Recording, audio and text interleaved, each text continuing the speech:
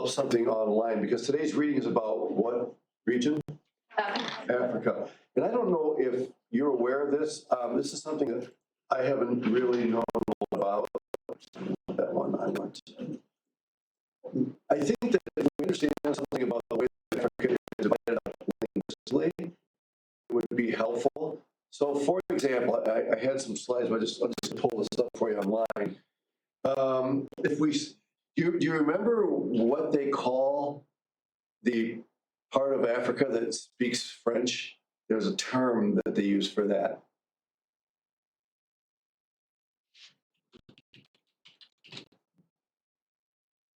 You remember reading that? Francophone Africa. Phone hearing. So, it's those who, it's where African is spoken. So let me just pull up this one here to give you an example. In fact, there's a better one that actually has the names on it. I think that's this one right here. No, that's not the one. There's another one I saw. Is this it? Yeah, this is the one. Okay, let me just pull this up for you. And we'll,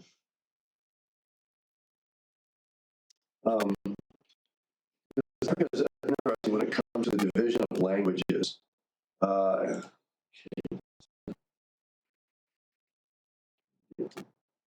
One.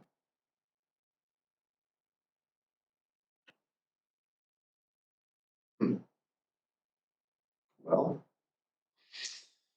oh, come on. All right, let's go back to this and let's just, I'm just going to copy this image and I'll put it in a PowerPoint slide. Maybe that's the easiest way to do it.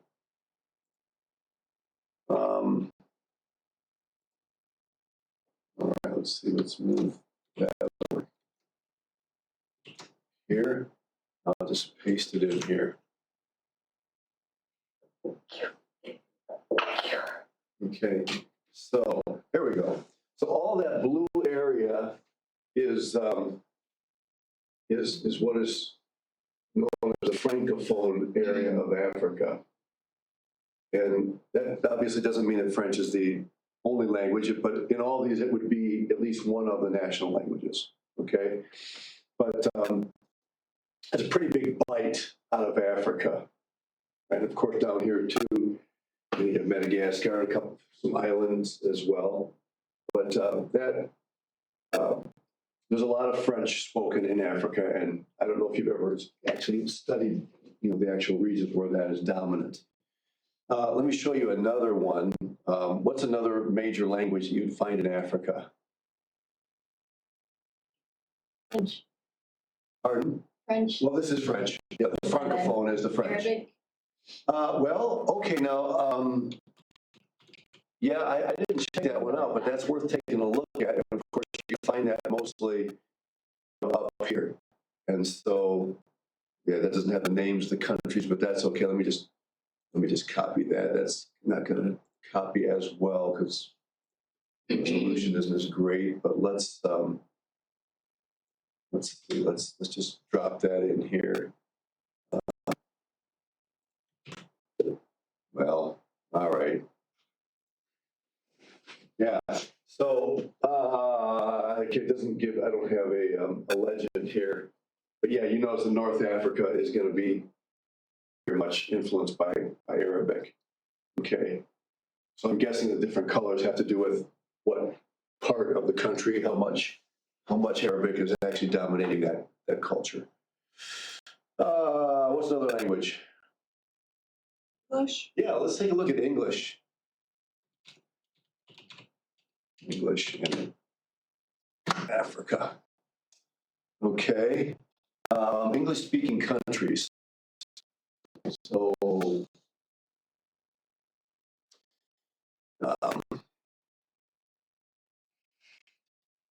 okay. I don't know how well you can see. I'll tell you what.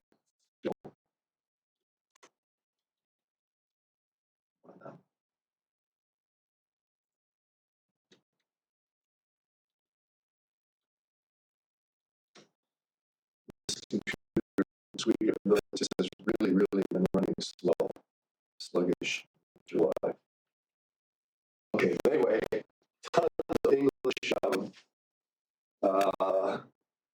emphasis, and I don't know, blue flag against white background, blah, blah, blah. Okay, I don't know how old this one is. All right.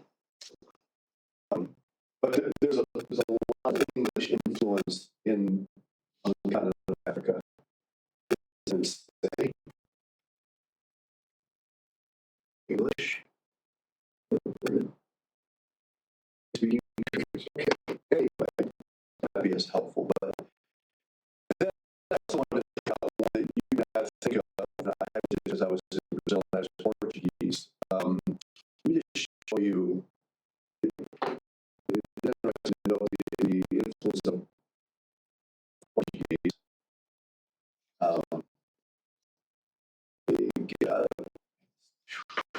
It's really bones around. Okay. All right, Portuguese in Africa, and there you can, yeah, all right. This one is probably going to be as good as any. Right over here, Mozambique, Angola, Cape Verde, and a few other areas that were settled by the Portuguese. And so anyway, I thought it would be interesting to see the influence of all these languages in Africa. Spanish, I don't know what the contribution would be of Spanish, but anyway, with that in mind, let's go ahead and take a look at the book we're reading for today. Does each country in Africa have their own national dialect, or are there any that share one? Does that make sense? Say it again. So these are kind of imported languages. Oh, yeah. Are there, and I'm asking if every country in Africa has their own native language, or if there's any that share a common native language? Okay, there is a lot of sharing of languages, and it would probably be incorrect to say that a country in Africa has its own native languages. Most of them have several because they're tribally influenced. Sure. So, but for instance, when you think of a country like Kenya or Tanzania, you think immediately of what language? Swahili. But is that the dominant language? Well, it may be. Remember that most Africans are probably bi or trilingual, right? And so they're used to speaking a local tribal language, but then they also speak the trade language. And the trade language could be French, it could be English, it could be Portuguese. I don't know Spanish. I didn't look at Spanish. So there's quite a conglomeration. I don't think there's any place else in the world that has the conglomeration of languages like Africa does. Of course, it's a continent. But yeah. And one of the big challenges of Bible translators is to decide, of all the language possibilities out there, do you decide just on the number of people that speak that language? Do you decide on the influence that language has, in the world?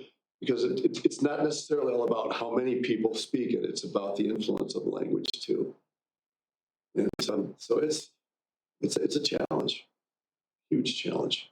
There's been so much settlement. Colonialism has been such a big deal in Africa over the centuries. That's why you have all that influence. Yep. All right, so let's take a look at the chapter. What did you think? What comes to your mind when you think about the Great Commission in Africa?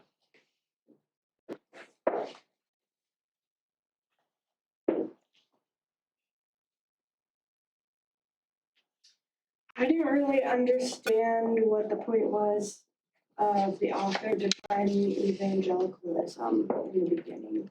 Okay, page 164 there. Yeah, I just didn't really get why he talked so much about that and defined it. Okay, let me read that little definition he gives at the bottom of the page. He says, for our purposes, evangelicalism is used as Timothy George defines it. For him, evangelicalism is a renewal movement within historic Christian orthodoxy with deep roots in the early church, the Reformation of the 16th century, and the great awakenings of the 18th century, and it includes Puritanism, Pietism, and Pentecostalism, as well as fundamentalism. I can see why you're confused. Is that what you're talking about? Yeah. So could you say, anybody summarize that? What's the common denominator there in this description?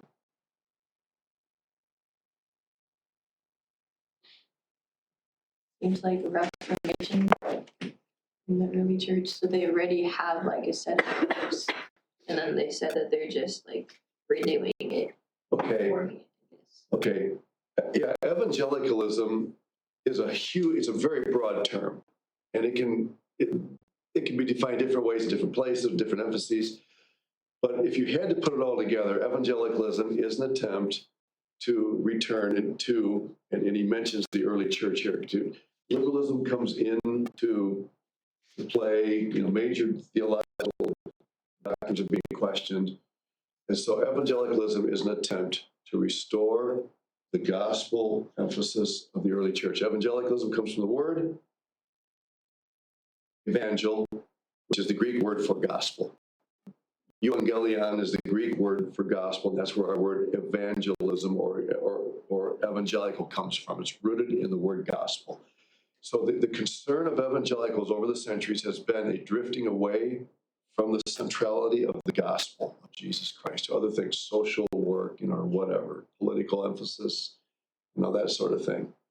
And so evangelicals have always tried to come back to the centrality of the evangel, the gospel. What's the word for gospel in German? Evangelium. Okay, it's basically a transliteration from the Greek as well. Yeah. And I don't know where the word gospel came from. Okay, what language? Why don't we use the word evangel or something like that? If you did a study of that, you could probably find that out. Does that make sense? So this whole statement basically is when you see Christianity drifting from the centrality of the gospel, evangelicalism is trying to bring it back to that emphasis. And so are they saying that because in Africa they didn't already have like an early church or something, that was important to define evangelism and not restrict it to bringing them back to the roots of the early church? That's a good question. You talk about based on this definition here? Yeah, and through the rest of the page in 165. Okay. Did you mark a particular statement about that on 165? No, but Ella was asking like, why did he define evangelism for this chapter about Africa? Oh, okay. Africa wasn't affected by liberalism like Europe and America were. Liberalism really took off. When the gospel went to Africa, I wouldn't say that there was no need to deal with that. Dealing with liberalism wasn't the big issue that it was when you were trying to establish churches in America and Europe, the Western world. Okay, the big problem that came up, and he does use the word in this definition. He mentions Puritanism, Pietism, and Pentecostalism, as well as fundamentalism. He's all over the map there. Because there isn't much in common between Puritanism and Pentecostalism, okay, and fundamentalism. Apparently, he's viewing all of those as brands of evangelicalism. They all emphasize the gospel, but with a lot of different emphases. Pentecostalism does emphasize the gospel, but then, how do you know if you're saved? Have you spoken in tongues? Do you have the Spirit? So all of those are different manifestations of the gospel. And of those, which one stands out in Africa? Which one really dominates? Pentecostalism. And why is that true? What is it about Africa and Pentecostalism that makes them? I think it's probably more appealing because they are into spiritism. Mm-hmm. Right. The animistic background of the African continent attracts them to the idea of anything related to the spirit world. So you talk about the Holy Spirit, okay, indwelling us. They're used to the idea of possession and manifestations and all that stuff. And so if you don't have a good solid theological foundation, you can easily get taken in by Pentecostal type teaching, the manifestations of the Spirit and all that, because that's the kind of thing that they're used to in their culture.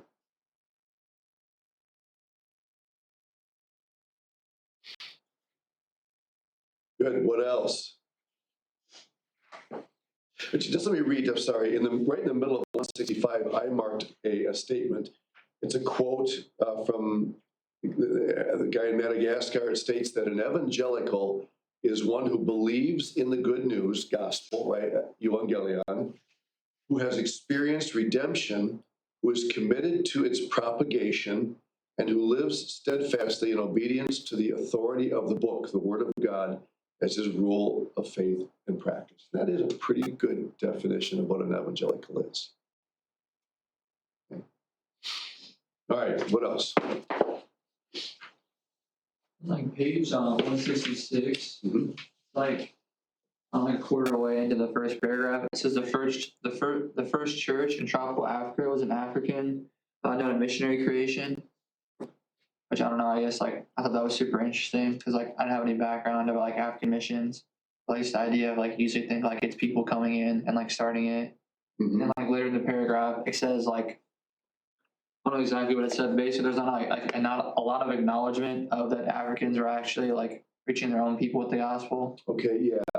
Yeah, it's right in the middle of the paragraph. It says yet in, go ahead and read that, what it says yet. Oh, I mean, I just thought it said yeah. And it's, oh, yet. I can read it. Yeah. Yep. Yet in many North American and European evangelical circles, the story of evangelization of Africa, especially of which that occurred in the so-called pioneer era, continues to be told with little acknowledgement of the Africans' participation. Yeah.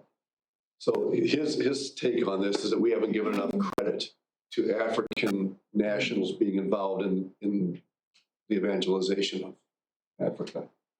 And but I don't know if you remember later on in the chapter, somebody makes kind of a contrary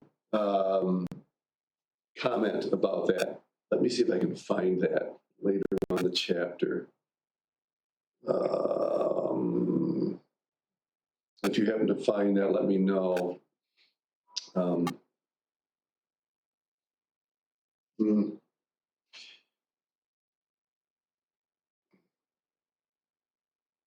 Was it the you Africans are missionaries to yourselves Where you at? in 174? Help me find it. Been under prospects. Okay. Let's see, the church in Africa has far too long been missionary minded, but only in terms of receiving. Yes, that's where I'm looking at. Yeah, I marked that sentence, the quote there, and after the 1971, the church in Africa has far too long been missionary minded, but only in terms of receiving missionaries and depending on them. This philosophy must change. Now, that's an opinion written, and he responds to that.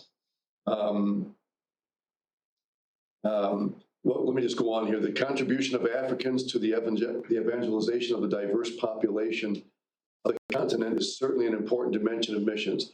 It is for this reason that Mipsy's view must be reassessed. That the guy just quoted that. Nonetheless, his statement places in bold relief one of the greatest unresolved missiological questions of our day. Why should Africa be perceived as a mission receiving and not mission sending, when most observers agree that it is a continent with a significant Christian and evangelical population? So apparently there's a difference of opinion. The guy whose quote I read seems to think, yeah, they're missions minded, right? They want missionaries to come and help them. But really, that's not the point that this author is making in this chapter. He says, no, there's been a lot more African contribution than they get credit for. So yeah, there's been, and actually besides this chapter, I really have not read much about significant African contribution. A couple of guys in our book that we're probably not going to get to. One is William Wade Harris. He mentions him here, who was an active evangelist among their own people. Yeah. So, he paints the African Christians in a pretty positive light. He says they really did get involved in mission, which is kind of interesting because what continent has been more colonialized than Africa? It's probably the most one. Asia? Asia has too, yeah. But colonization's probably had taken a bigger hit in Africa than just about anywhere. with the slave trade and so many getting there.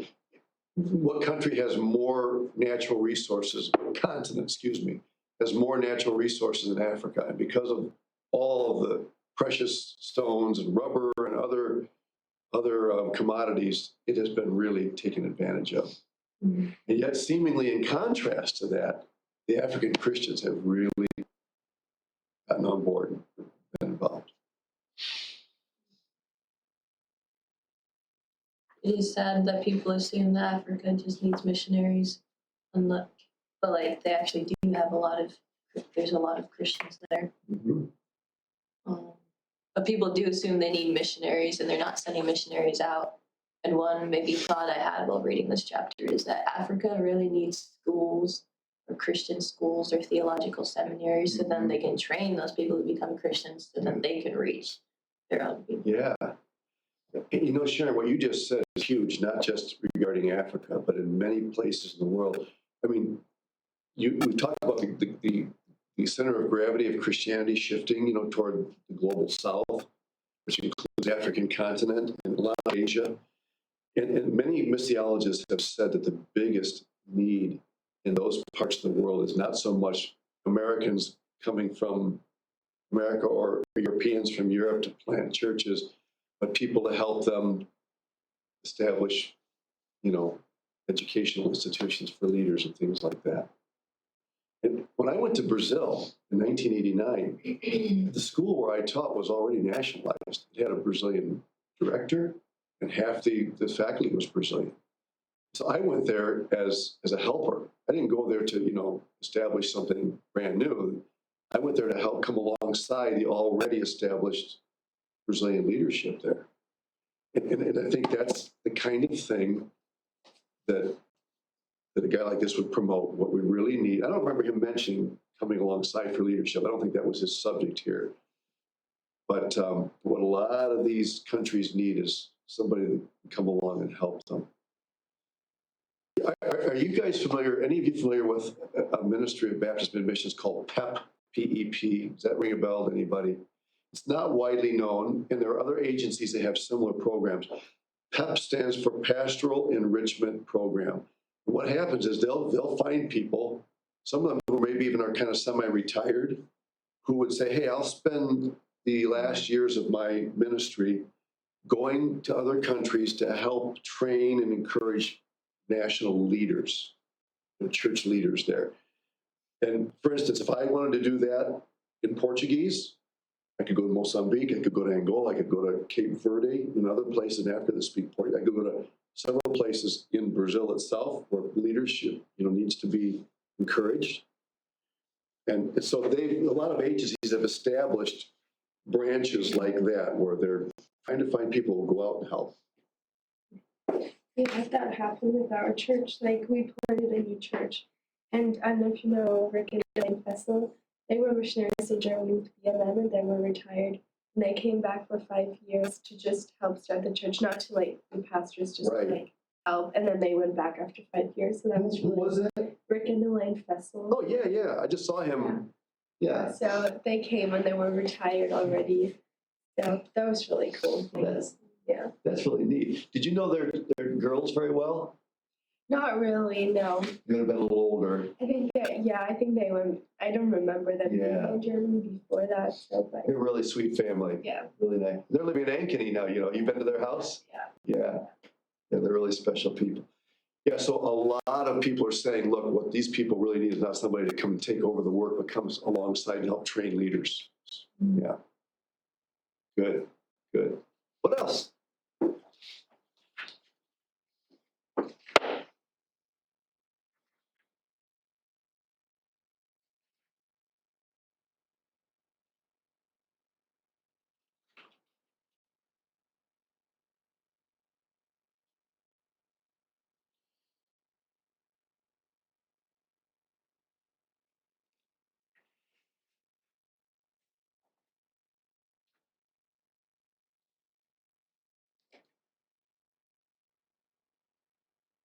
On page 172 on the top, Mhm.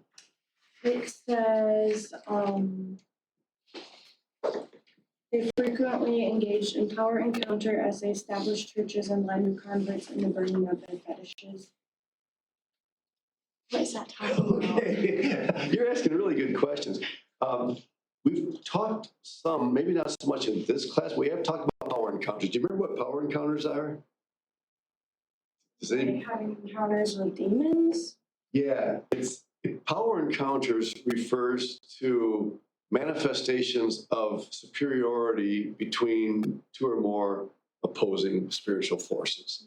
So in the Bible, give me an example of a power encounter in the Bible. The God of the Bible with some other force. Fire rain down on the altar. Yeah. Yeah. Okay, Elijah and the prophets of Baal, right? When they spent all afternoon trying to call down the gods to burn up, consume the altar, the offering, and then God comes. So that's a power encounter. It's a rivalry between one God, your God, and somebody else's God. The plagues of Egypt were a power encounter. All of those plagues represented a god of the Egyptians, and they were all defeated by Jehovah. So casting out demons was actually a manifestation of a power encounter between Christ and the kingdom that he was casting out. Casting out demons was showing that he was going to cast out Satan and establish his rule here. So no country, no continent on earth has more manifestation of power encounters than Africa. Again, it goes back to the animism. Animism is full of power encounters. You're constantly trying to find some other force, ancestor, spirit, God that can overpower whoever is plaguing you. Somebody puts a curse on you. And now, you're suffering because of that curse. It's a demon, it's an ancestor, whatever. So power encounters go on constantly on the African continent. And so you come with the gospel and say Christ is the conqueror of all other spiritual forces. Wow. See, now you got to be careful because people can attract to that for the wrong reason. They just want to get over the sickness or, get their job back or, restore their marriage or whatever, Because remember that animism is very practical. It doesn't think a lot about ultimate spiritual things. It thinks more about local, immediate needs. So when you're taking the gospel to Africa, you have to be careful that people aren't attracted to it for the wrong reason, which is why the prosperity gospel is so popular in Africa as well. Tell people, you trust Jesus, man, he'll give you everything you need and more. But that's attractive. So now fetishes, you know what a fetish is? A fetish, anybody? What would be a definition of fetish? It's an object that is somehow possessed by spiritual power. So it could be an idol, it could be some sort of a charm, it could be a light catcher, whatever. A fetish is something that a person depends on to receive spiritual power, to have access to the spirit world. Fetish. I don't know what the etymology of the word fetish is, but that's what a fetish is. Like a rabbit's foot? Yeah, rabbit's foot. Even in the Catholic Church, they never call it this, but you hang your rosary beads from your mirror so God will protect you when you're driving. How many times have you seen that? Rosary beads hanging from the mirror in the car, the rear view mirror, a fetish, but normally a fetish is something that you believe actually possesses spiritual power. It can help you. So people will use fetishes to keep people's spirits away or to attract certain kinds of spirits. Sky's the limit on that. Is that kind of like, I don't know, like Native American people, there's no dream catcher thing? Yes. That same.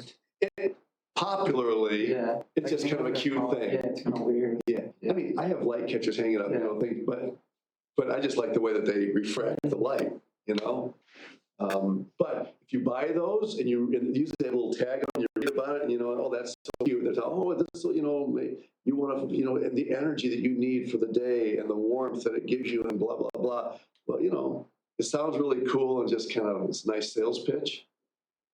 But for many people, that's real. They believe there's actual spiritual energy, contained there that these light catchers will bring into your home and in your heart. Yeah. There's more animism in our country than we sometimes are willing to admit. Does that help? Ella, does that answer your question? They frequently engage in power encounter. I read one missiologist and I totally disagree with this statement, and he said, if you go to some animistic countries and you don't show some sort of power encounter, some sort of manifestation of God's power, don't expect people to come to Christ. He has stepped way over the line saying that. Because what is the power of God to salvation? Romans 1:16. Gospel, right, is the power of God to salvation. And so if you say that you don't have some sort of manifestation of a power encounter between your God and their gods, they don't expect them to listen. But could you say to that, like, kind of like we learned in the 3D Gospel book, you kind of change the way you do ministry based on a culture. And so you wouldn't share the gospel in Asia the same way you would in the US. So you could say like, oh, sometimes, I don't know. You're on the right You know what track. I'm saying? Yeah, I know exactly what you're saying. But when we talk about 3D gospel, we're talking about elements of the gospel that are in the scriptures very clearly, but the way that different cultures emphasize certain parts of that. Does that make sense? If I say that we have to have a power encounter, a spiritual manifestation of God in order for people to come to Christ, then I'm taking that beyond scriptural limits. In other words, I do believe that God shows his power. He shows his power to provide. He shows his power to do things. And in some cultures, he may do things that he wouldn't do in other cultures to show himself strong. But as a missionary, I'm not going to go after those things. Okay, I may pray that God would show his power, and different people are different.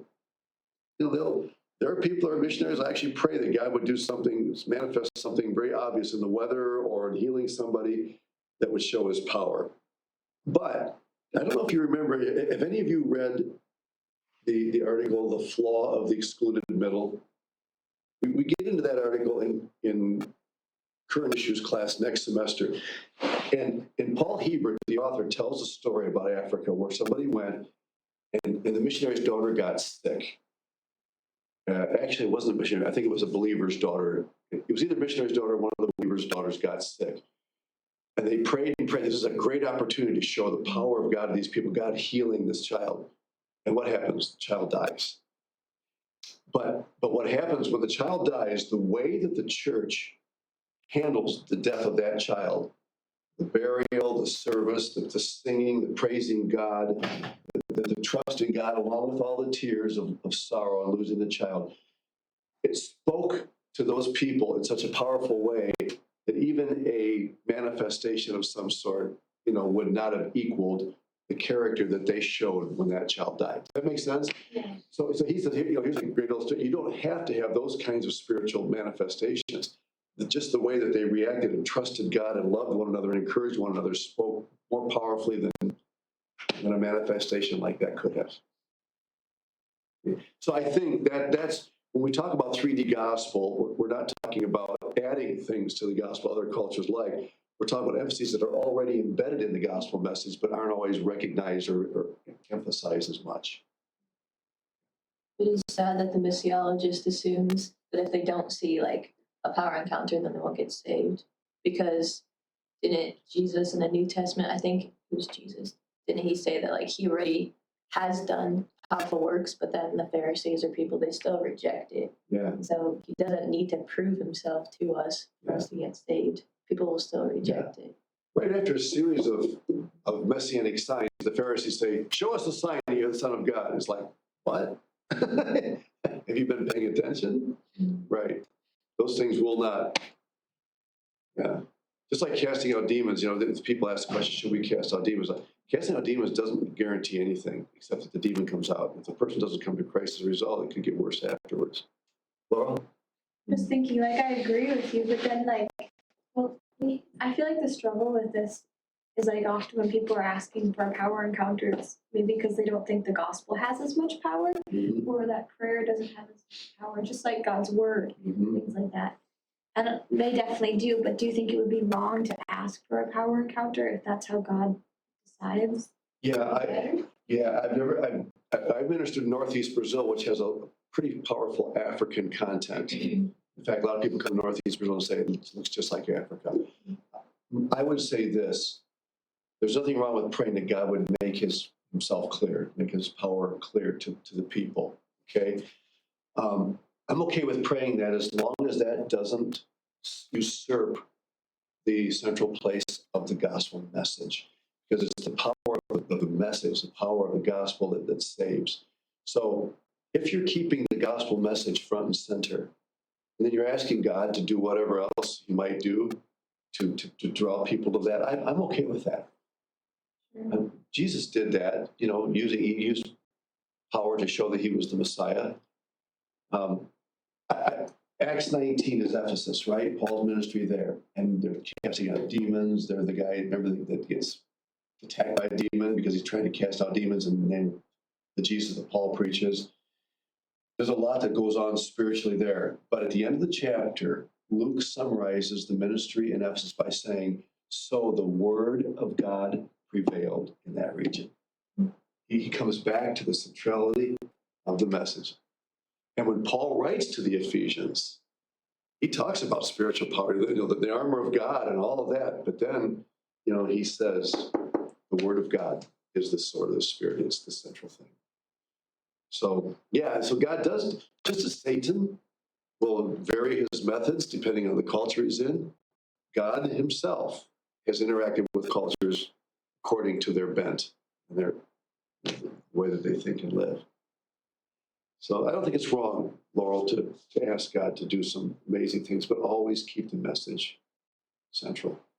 I just feel like there's a struggle in the Baptist worldview that like a lot of the other like denominations, which I disagree with them, but they're always talking about like God's power, God doing special things or miracles or speaking in tongues. Mm-hmm. And I don't agree with those things, but I think like Baptists, it's easy to like lock God into a box and say he won't do any of the Right. power encounters anymore. And you're right. You're right. Because what I don't believe is that God is giving the gift of miracles to people to perform miracles. But that is not to say that God is not performing miracles today. Does God heal people? Yes. Okay. What often happens in a Pentecostal context is that it not only becomes something that we pray about, but something that we expect. In a lot of circles, it actually becomes, it kind of takes over because everybody likes a tangible manifestation, something you can touch, you know, write about, see, and it's a lot easier to promote that and write about it than it is to talk about the transformation of the soul. And so that's where you have to be careful. I think you're right. We do tend sometimes to swing the pendulum to the other, you know, extreme. We have to be careful about that. Yeah, that's a good point. The missionaries that go to Africa are often reminded of that. Yeah. All right, got just a minute or two. Anything else that you want to add?